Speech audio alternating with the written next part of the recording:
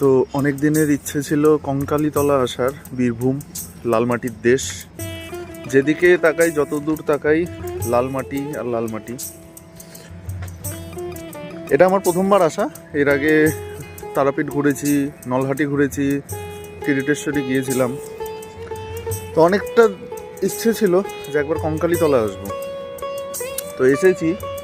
মন্দিরটা ঠিক আমি যেখানে দাঁড়িয়ে আছি, মন্দিরটা ঠিক ওই সাইডে, একদম ওই সাইডে। আর আমি যেখানে রয়েছি এসে, সেটা হচ্ছে মদন বাবার আশ্রম। ইউটিউবে কারো একটা ভিডিও দেখে, হাওড়ার এক দাদার ভিডিও দেখে এখানের খোঁজ পেয়েছিলাম। জায়গাটা দেখাই।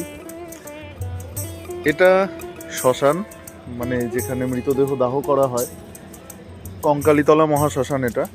এখানে ইলেকট্রিক চুল্লিরও ব্যবস্থা আছে, কাঠে পোড়ানোরও ব্যবস্থা আছে। আর এবার দেখাই আশ্রমটা। এটা হচ্ছে আশ্রমের এন্ট্রান্স, একদম আশ্রম মানে প্রপার আশ্রম যাকে বলে। ওই যে আমার বাইক ওখানে দাঁড়ানো, আমি যেখানে থাকছি ঠিক এই ঘরটায় থাকছি, একদম প্রপার আশ্রম। প্রচণ্ড শান্তি। আরও জায়গা আছে এদিকে, এখানে হয়তো যজ্ঞ করা হয়। আর এটাতে আমি আছি, নো স্মোকিং লেখা।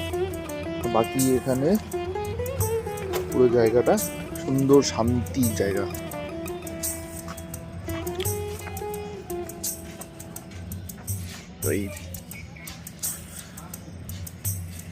তো যারা কঙ্কালীতলা তোমরা যখন কেউ আসবে, ভিজিট করবে, অবশ্যই এখানেও থাকতে পারো খুব কমে।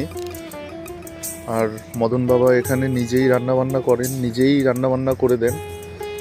তো তোমরা যদি কেউ চাও, হ্যাঁ রাতের বেলা একটু গা ছমছম করতে পারে, কারণ যেহেতু একদম শ্মশানটা পাশেই, কিন্তু একটা শান্তি আছে।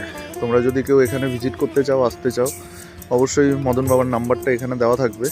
তোমরা ওনাকে কন্ট্যাক্ট করে আসতে পারো। এবং অবশ্যই একটা আশ্রমের পরিবেশ যেমন হয় সেভাবেই তোমাদেরকে থাকতে হবে। আর ভেতরের রুমটা দেখাচ্ছি পরে। এই একটা ছোট্ট ঘরে ছিলাম, ঘরগুলো দেখাই। এই ধরনের ঘর রয়েছে, অসুবিধে হওয়ার কথা না, থাকার জায়গা দিয়ে কথা।